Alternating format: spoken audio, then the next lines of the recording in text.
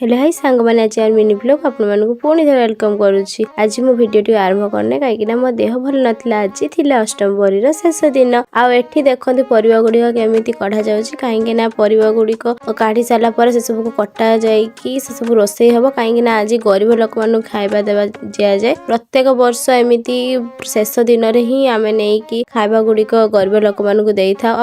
पूरी बेला हूँ छांका हूँ कहीं ठाकुर भोग लगे। आठी देखते पूजा सरी जाइए नाम धरवा सरी जाइए केमी समस्त नाचुंट।